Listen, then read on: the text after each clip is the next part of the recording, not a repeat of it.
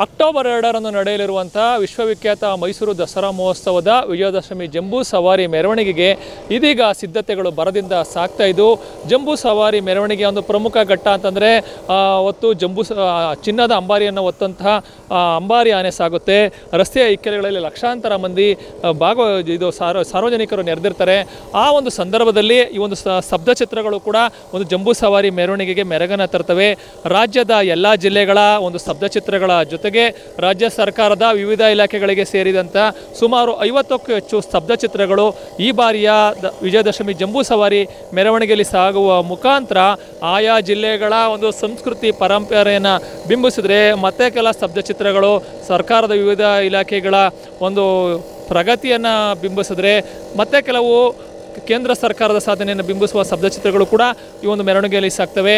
ಈ ಒಂದು ಸ್ತಬ್ಧ ಚಿತ್ರಕ್ಕೆ ಅಂತಿಮ ಸ್ಪರ್ಶ ನೀಡುವಂಥ ಕಾರ್ಯ ಭರದಿಂದ ಸಾಗುತ್ತೆ. ಒಂದು ಲಾರಿಗಳಿಗೆ ಒಂದು ಬೆಂಡಿರ್ಬೋದು ಇನ್ನಿತರ ವಸ್ತುಗಳನ್ನು ಬಳಸ್ಕೊಂಡು ಸ್ತಬ್ಧ ಚಿತ್ರಗಳನ್ನು ಮಾಡುವಂಥ ಕಾರ್ಯ ಈಗ ಭರದಿಂದ ಸಾಗ್ತಾ ಇದೆ. ಮೈಸೂರಿನ ಹೊರವಲಯದಲ್ಲಿರುವಂಥ ಬಂಡಿಪಾಳ್ಯ APMC ಕೃಷಿ ಉತ್ಪನ್ನ ಮಾರುಕಟ್ಟೆಯ ಪ್ರಾಂಗಣದಲ್ಲಿ ಒಂದು ಸ್ತಬ್ಧ ಚಿತ್ರಗಳಿಗೆ ಅಂತಿಮ ಸ್ಪರ್ಶ ನೀಡುವಂಥ ಕಾರ್ಯ ಭರದಿಂದ ಸಾಗ್ತಾ ಇದೆ.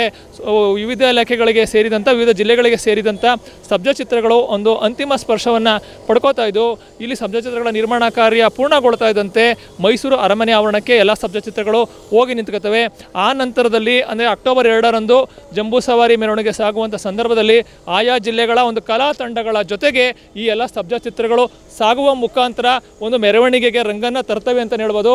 ಒಟ್ಟಾರೆಯಾಗಿ ಈ ಬಾರಿಯ ಒಂದು ವಿಶ್ವವಿಖ್ಯಾತ ಮೈಸೂರು ದಸರಾ ಮಹೋತ್ಸವದ ವಿಜಯದಶಮಿ ಜಂಬೂ ಸವಾರಿ ಮೆರವಣಿಗೆಯಲ್ಲಿ ಸಾಗೋದಕ್ಕೆ ಸ್ತಬ್ಧ ಚಿತ್ರಗಳು ಕೂಡ ಸಿದ್ಧಗೊಳ್ತಾ ಇದ್ದು ನೂರಾರು ಮಂದಿ ಕಲಾವಿದರು ಈ ಸ್ತಬ್ಧ ಚಿತ್ರಗಳಿಗೆ ಒಂದು ಅಂತಿಮ ಸ್ಪರ್ಶ ನೀಡುವಂಥ ಕಾರ್ಯದಲ್ಲಿ ನಿರತರಾಗಿದ್ದಾರೆ ಅಂತ ಹೇಳ್ಬೋದು.